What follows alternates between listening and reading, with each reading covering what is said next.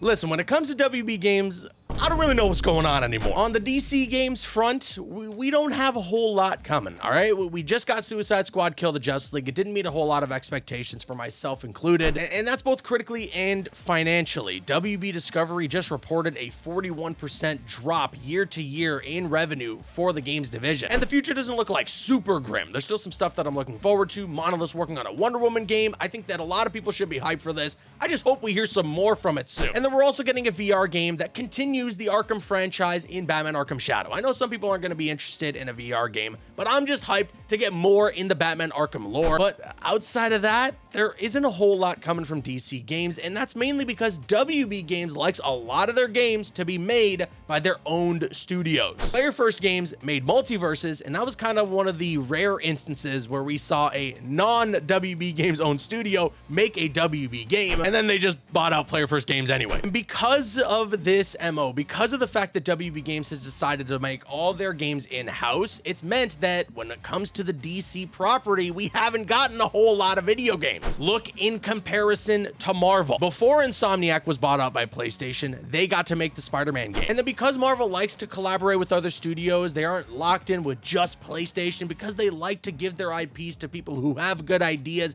We've gotten things like Midnight Suns, the Guardians of the Galaxy game. Granted, Avengers wasn't great, but at least we got to experiment with an Avengers game. And look at the future for Marvel games. We're getting a Wolverine game from Insomniac. Who knows what other Marvel properties they might have in the chamber that we might see revealed in a couple of years. EA is making an Iron Man and a Black Panther open world game. We're also going to be getting Skydance New Media's Black Panther and Captain America game with Unreal Engine 5 looking absolutely phenomenal. Marvel Rivals, a multiplayer hero shooter. So many Marvel games on the way for years and years to come, and that's because Marvel just allows these studios that don't necessarily have to be owned by Marvel or owned by PlayStation to make really cool Marvel games. We've been wanting WB to do the same. We've been wanting them to do that for DC, and maybe the future is looking bright. An article was put out by IGN yesterday with the headline that reads, WB Discovery wants to license franchises, which include Batman to Harry Potter and more, to other studios. With the article beginning here saying Batman, Justice League, you hitting the thumbs up button, Looney Tunes, Game of Thrones. The list of intellectual property owned by WB Discovery is massive, and an awful lot of it seems ripe for being turned into a video game. If you're thinking WB's been a little slow to leverage that library, it sounds like the company's leadership agrees and is looking to not just make more of its own games, but to license out some of its biggest franchises to other game studios in the future. A lot of this IGN article comes from a Q2 earnings call with Warner Brothers Discovery. David Zaslav was on that call talking a little bit about the future for the company. And well, granted, they also mentioned again that year to year, the games division is down 41%. Now, that's because of last year we had Hogwarts Legacy, literally the highest selling game that year, even beating Call of Duty. What have you three done recently to help Warner Brothers make money? We signed up for HBO Max. Not good enough. So I don't think anybody at WB Games should be like surprised that the revenue is down year to year, but it's a big drop. And that is mainly because of Suicide Squad. WB Games was betting big on the game. They thought it was going to be this huge success. They were cashing in on the whole live service thing.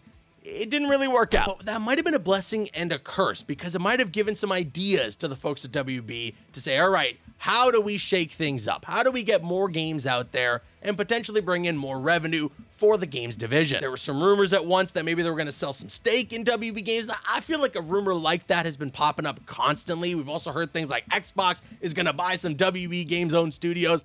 I'll believe it when I see it. What I have for you here, though, is the facts, okay? I got direct quotes from David Zaslav that potentially give us a really good outlook at the future for things like DC games. After talking a little bit about the advantage of owning all these IPs that WB does, and as well the advantage of using those IPs in the video game space and how great that medium is for these massive IPs, David Zaslav then went on to say this. We have 11 studios here, and we have a lot of IP, and there's a lot of interest among others in coming to take advantage of some of that IP for gaming which we're looking at. Because as JB said, we need to get bigger, and the IP that we own and the value that it has in the gaming space is something we're looking to take advantage of. What David Zaslav is saying here is that specifically in the gaming space, there are a lot of other studios out there that are hungry for these WB owned IPs. And WB now finally is going to explore the opportunity to collaborate with some of these other studios to take advantage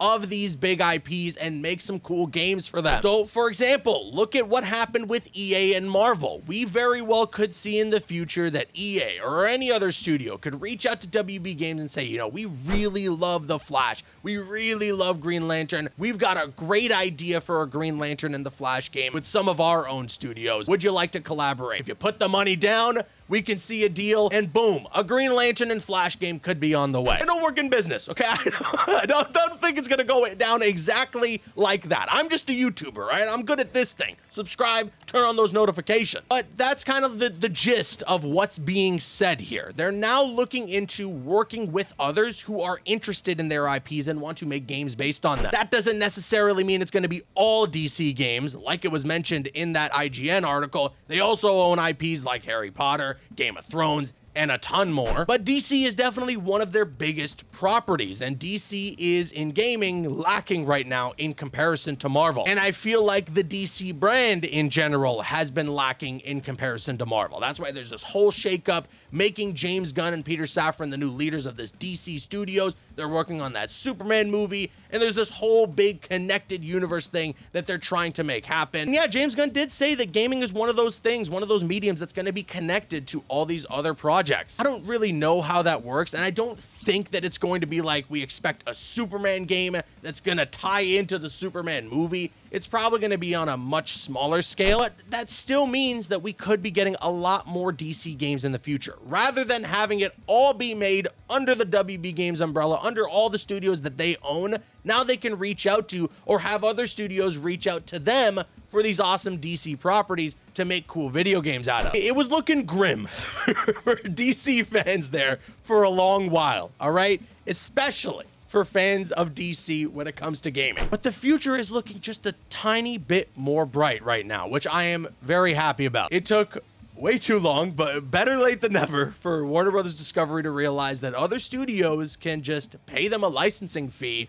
and work together to create awesome video games. Everybody profits, everybody wins, especially when these games are made out of passion and they're made out of a good idea. And not necessarily because someone at WB Discovery was like, we need a Superman game, we're gonna make that studio do it. Now it could be like Naughty Dog or whoever could be like, you know what, we've been wanting to make a Superman game for a really long time.